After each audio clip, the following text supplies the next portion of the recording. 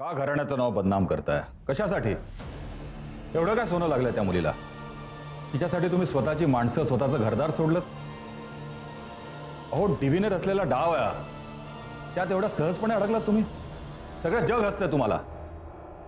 राजे शिर्क्यावर त्याचा विसर पडला की काय तुम्हाला?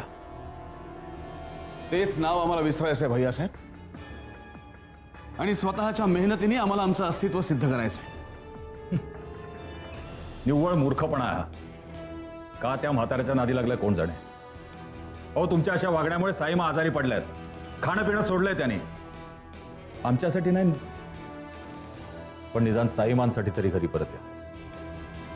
ते शक्य नाही भैयासाहेब. निदान त्या देवयानीला तरी विसरा. साईमांसाठी तरी तिच्याशी असलेलं नातं तोडा. आम्हाला साईमांची घुसमट पाहवत नाही. ही तुमची चूक आहे भैयासाहेब. या गोष्टीला तुम्ही जबाबदार आहात.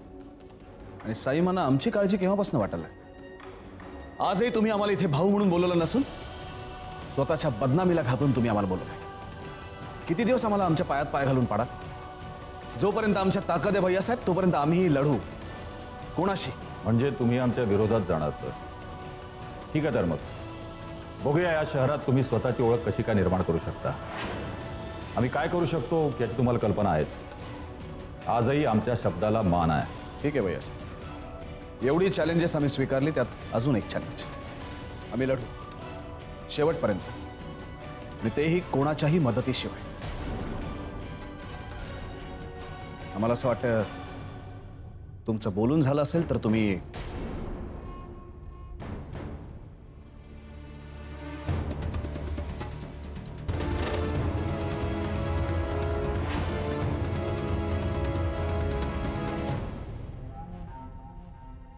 हां बोला सर. साक्षी, इतके दिवस झाले पण अजून तुझ्याकडून काहीही खबर मिळालेली नाही. सर माझे प्रयत्न सुरू आहेत. नुसते प्रयत्न उपयोगाचे नाही आहेत साक्षी.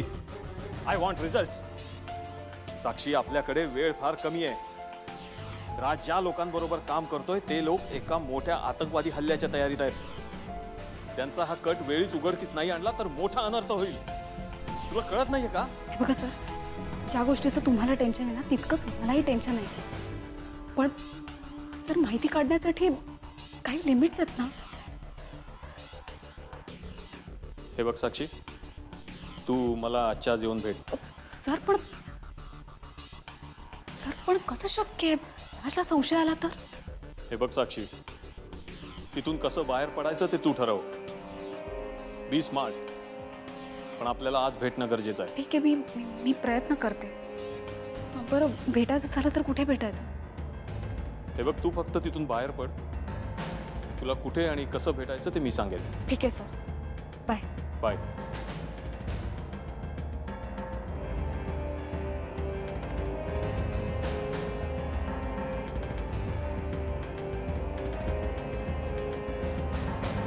म्हणजे तुम्ही आमच्या विरोधात जाणार तर बघूया या शहरात तुम्ही स्वतःची ओळख कशी काय निर्माण करू शकता. आम्ही काय करू शकतो याची तुम्हाला कल्पना आहेच. आजही आमच्या शब्दाला मान आहे.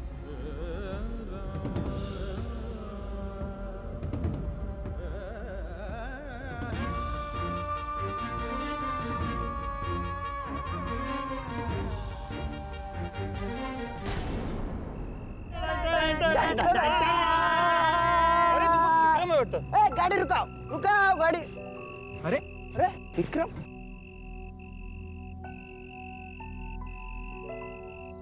अरे विक्रम, एवढ्या रात्री इथे काय करतोयस? आणि तुझी गाडी कुठे? अरे काय यार, त्याची गाडी बंद पडली असणार म्हणून तो असा रस्त्याने चाललाय. नाहीतर विक्रमादित्याला असं रस्त्याने चालताना कधी पाहिलंयस? एक एक एक एक मिनिट. बरं आलं तू इथे भेटलास. अरे आम्ही सगळे पब मध्ये चाललोय. तू पण चल विक्रम. अरे चल यार, लेट्स एन्जॉय. नाही, तुम्ही जा. आम्ही नाही येऊ शकणार. आमच्या बरोबर नाही येणार आहेस? मग एवढ्या रात्री चाललास कुठे? तो आमचा प्रश्न आहे, नाही का? अरे विक्रम, काय झालंय? काय तुला काही टेन्शन आहे का? Any problem? पब आणि नाईट लाईफ या गोष्टी आता आमच्यासाठी उरलेल्या नाही आहेत. आम्ही त्या सोडून दिल्या, आणि त्याचबरोबर आम्ही आमचं घरही सोडलंय. हे लुक ॲट दॅट. कोण बोलतोय हे? राजे विक्रमादित्य. विक्रमादित्य, एक तर तुम्ही आमच्याशी खोटं बोलताय, नाहीतर हे प्रचंड पेलेले. तुला काय वाटलं तू घर सोडल्यास हे जे सांगतोयस त्याच्यावर आम्ही विश्वास ठेवणार हा? आम्ही खरं सांगतोय, तुम्हाला विश्वास ठेवायचा असेल तर ठेवा, नाही तर तुमची मर्जी. विक्रम तू खरंच घर सोडलेस? हो. मग आता तू कुठे राहतोस आणि काय करतोयस काय? सध्या तरी आम्ही राहण्याची जागा आणि नोकरी शोधतोय. अरे पण तू घर का सोडलंस? देवयानीचं प्रेम मिळवण्यासाठी.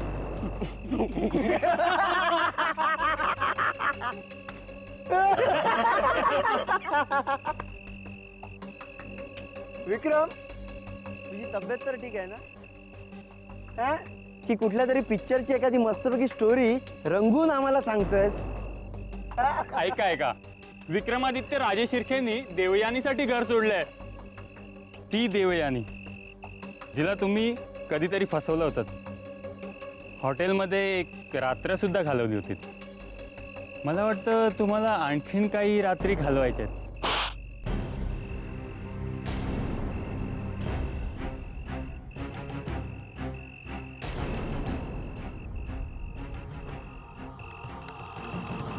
देवयानीबद्दल पुन्हा अवाक्षर बोललेलं आम्ही खपून घेणार नाही.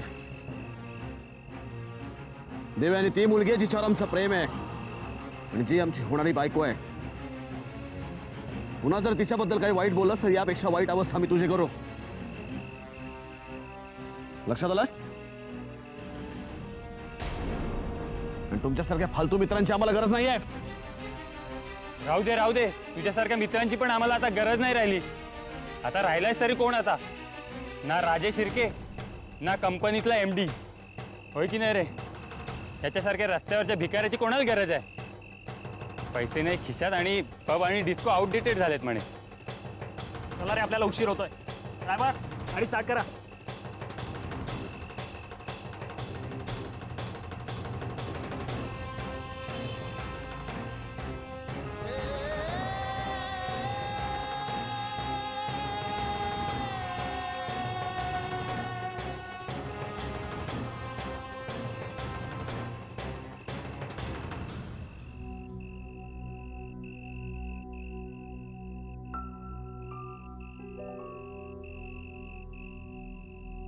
नमस्कार सर.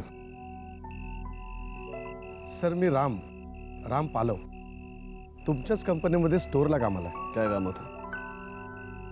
सर मी विचारणं चुकीचं आहे, पण आता तुमचे मित्र जे बोलत होते ते खरं आहे?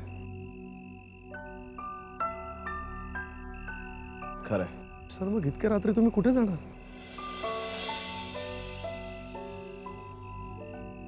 माहित नाही. बॅग घेऊन एखाद्या मित्राकडे जागा शोध किंवा माहित नाही. सर तुम्हाला माझ्या घरी बोलवण्याची माझी लायकी नाही आहे, पण विनंती करतो सर, माझ्या घरी या ना तुम्ही प्लीज. सर फक्त आजच्या रात्रीपुरतं आलं तरी चालेल. नाही नाही, आम्हाला कोणालाही त्रास द्यायचा नाही आहे. सर तुम्हाला जरी त्रास द्यायचा नसला ना तरी तुम्हाला माझ्या घरी यावंच लागेल. सर मी तुम्हाला एकट्याला सोडून नाही जाणार. नाही मान्य आहे माझं घर छोटं आहे, पण तुम्हाला माझ्यासोबत यावंच लागेल. आणि हो सर, मी ज्या घरात राहतोय ना ते घर तुमचंच आहे, तुम्हीच आम्हाला दिलंय, त्यामुळे तिथे राहायला काहीच हरकत नाही ना. सर प्लीज प्लीज सर, नाही म्हणू नका. चला ना सर प्लीज. राम चला तुम्ही. ठीक आहे, आम्ही येतो. या.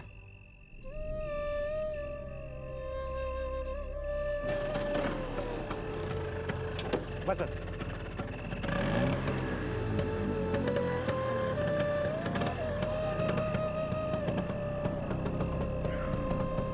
बसतात सर. ठीक आहे. राज, मला ना थोड्या वेळासाठी बाहेर जायचं होतं. बाहेर? अं, आत्ता? तू काळजी नको करूस, मी लवकर परत येईन. हो पण जायचंय कुठे? मेल्स चेक करायचे होते, सायबरमध्ये जायचं आहे. अच्छा ठीक आहे, पण लवकर ये आणि काळजी घे. हं?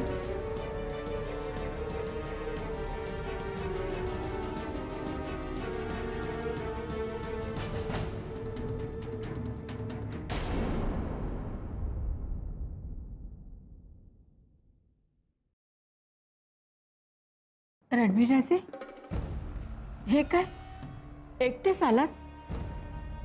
आदित्यराजे कुठे आहेत? त्यांना आणायला गेला होतात ना? काय झालं? ते आले नाहीत का? आदित्यराजे येणार नाहीत साईमा. स्वतःला समजवा. असं समजा की तुमची दोन्ही मुलं मेली, एकच जिवंत आहे. रणवीराजे काय बोलताय तुम्ही? हे एका आईला तुम्ही हे सांगताय? मग काय करणार? ते देवयानीच्या प्रेमात एवढे बुडालेत की त्यांना कुणाची पर्वा नाही, अगदी तुमची सुद्धा नाही. तुम्ही त्यांना फोन लावून द्या, आम्हाला त्यांच्याशी बोलायचंय. नाही, त्याची अजिबात गरज नाही. पण एक गोष्ट लक्षात ठेवा, ही लढाई आदित्यराजे हरणार, किंबहुना आम्हीच त्यांना हरवणार. रणवीर,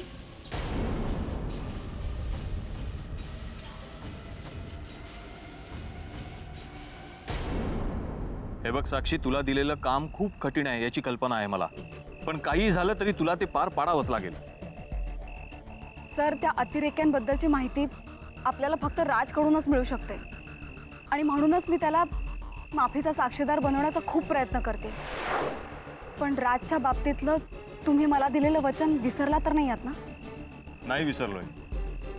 एकदा का राज माफीचा साक्षीदार झाला की त्याला या प्रकरणातून निर्दोष मुक्त करण्याची जबाबदारी माझी. ठीक आहे, मी लवकरच तुमच्याकडे कुठली तरी बातमी पोहोचवेन. कधी देणार आहेस? इतके दिवस झाले तुला इथे येऊन, पण आजवर एकही ठोस इन्फॉर्मेशन तुम्हाला दिलेली नाहीयेस. एवढ्या दिवसात काहीतरी घडलं असेल की नाही इथे? हो हो बागडे सर, राजवर हल्ला झाला होता. काय? राजचा बॉस स्ट्रायकर, त्याने खरं तर राजच्या सगळ्या कुटुंबाला मारलं होतं आणि आता तो राजला आणि मलाही मारायला आला होता. पण आम्ही दोघेही कसेबसे त्याच्या तावडीतून निसटलो आणि मध्यंतरी तर हाच स्ट्रायकर राजच्या गावातला पोस्टमन म्हणजे हेरम उपासनी बनून आमच्या घरी आला होता राजला शोधण्यासाठी. आणि तेव्हा त्याच्या बोलण्यावर मी सुद्धा विश्वास ठेवला. आणि वागळे सर, तुम्ही जे म्हणताय ना की अतिरेक्यांचा जो कट रचला जातोय, मला असं वाटतंय त्यात स्ट्रायकरचा नक्कीच हात आहे. साक्षी, मला हा स्ट्रायकर हवाय कुठच्याही परिस्थितीत. तू काहीही कर, पण राजच्या मोबाईल मधून या स्ट्रायकरचा नंबर मला मिळवून दे. पुढं काय करायचं ते मी बघतो. ठीक आहे. मला कल्पना आहे तुला दिलेली जबाबदारी खूप कठीण आहे. अनेक अडचणी येतील, पण हार मानू नकोस. अनेक लोकांचे जीव तुझ्यावर अवलंबून आहेत हे लक्षात घे. So be alert and take care of yourself. Sir, तुम्ही माझ्यावर जी जबाबदारी सोपवली आहे ती मी पार पाडण्याचा नक्की प्रयत्न करेन. चल, तुला सोडतो. नाही वागळे सर, ते माझ्यासाठी रिस्की होईल. तुम्ही निघा.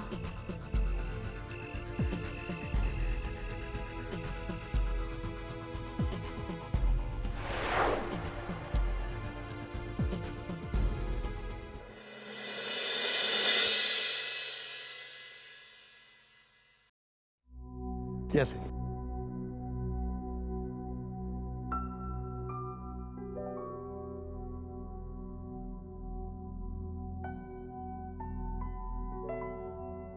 या ना. या. घ्या, येईल. काय रे एवढं खेळ होतस? अरे एवढं घोडं झालं तरी घरात येड्यावर यावचा कळत नाही तुका? हा, लगीन झाल्यावर उद्या असंच वागतेलस तू? आणि काय मागे किती वाजता येते म्हणून सांगितलंस तू, म्हणून मी जेवण लवकर करू घेतले. हा हो हो, काय करतस तू आता? काय त्या जेवणाचा उपयोग आहे? तू इल्याबरोबर तुका गरम गरम खाऊ खोया म्हणून मी आपल्या गडबडीने जेवण केले. हा, तर तुझी येण्याची ही वेळ आहे. आता तर जेवण सगळा थंडगार झाला. काय सांगा तुका अक्कल हा काय? आता मी उशिरा का आलो ते तरी विचारणार आहेस का? आता रोजच्या पेक्षा वेगळी थाप काय असतली तुझी? काय यो कोण? नाक्यावरचो मावाले मित्र असतलो. काहीतरीच काय बडबडतेस? अगं हे विक्रमादित्य राजे शिर्के, राजे शिर्क्यांचं धक्तो झील. माझ्या म्हातारीची काय चेष्टा करतेस की काय? खरंच माफ करा हं. हो माझा राम उशिरा आला ना का मला अशी काळजी वाटते म्हणून मी म्हटलं माफ करा. तुमची रामबद्दल वाटणारी काळजी आम्ही समजू शकतो आई, पण आज त्याला उशीर होण्यामागचं कारण आम्ही आहोत, तेव्हा तुम्ही त्याच्यावर ओरडू नका प्लीज. ते जाऊ दे हो, पण त्या निमित्ताने तुमचे पाय आमच्या गरीबाच्या घराला लागले. आहे अगं, आता तू बोलतच बसणार आहेस की जेवायला पण वाढणार आहेस? हे बघ, साहेबांना खूप भूक लागली, ते इथेच जेवणार आहेत आणि इथेच राहणार आहेत, कळलं? खरं काय हो, तुम्ही आज इथेच राहणार आमच्याकडे आणि जेवणार सुद्धा आमच्याकडे? आणि बरं झालं आल्यासारखे आई, बरे आई, काय. आई, तू आधी जेवणाचं बघ, नंतर शांतपणे त्यांच्याशी गप्पा मार. होय होय होय, मी आता वाण्याकडे जाऊन ना लोणच्याची बाटली घेऊन येते. हा येते. हा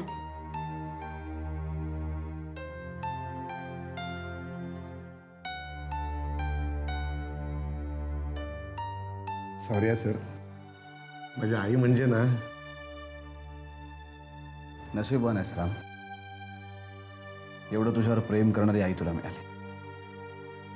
सर या ना, द्या बॅग या.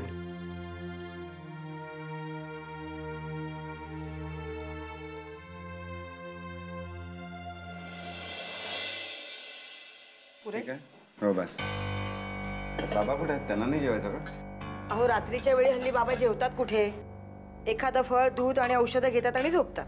खरं तर मी म्हटलं त्यांना घासभर दैवात तरी खा, नाहीच म्हणाले. पण बरंच आहे, या वयामध्ये जरा जिभेवर नियंत्रण असायलाच हवं, नाहीतर 1760 आजार मागे लागतात. देऊ काय?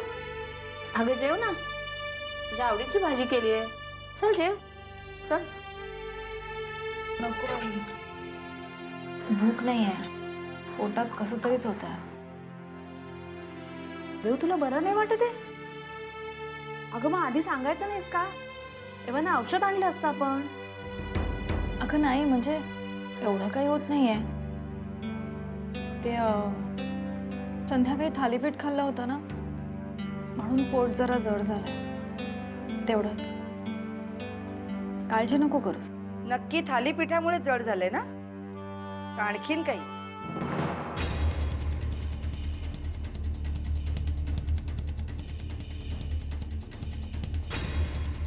म्हणजे काय म्हणायचंय काय तुला? पोटात काहीतरी होतंय एवढंच बोलले ना मी.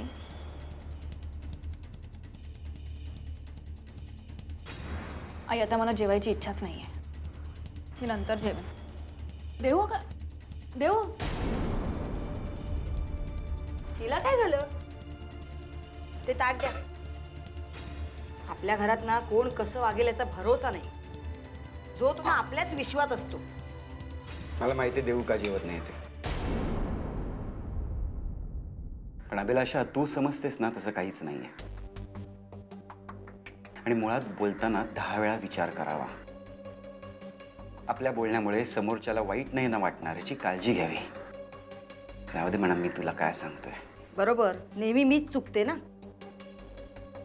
आणि तिच्या न जेवण्याचं कारण तुम्हाला कसं माहिती? तिने सांगितलं वाटतं. अभिलाषा बास आता. पहिने अगं देऊला कदाचित विक्रमची काळजी वाटत असेल, तो जेवलाय नाही जेवलाय म्हणून कदाचित तिलाही भूक नसेल. खूप प्रेम आहे ना त्या दोघांचं एकमेकांवर. हो, अगदी पतिव्रताच आहे ना. पण नक्की विक्रम तिच्याशी लग्न करणार आहे का?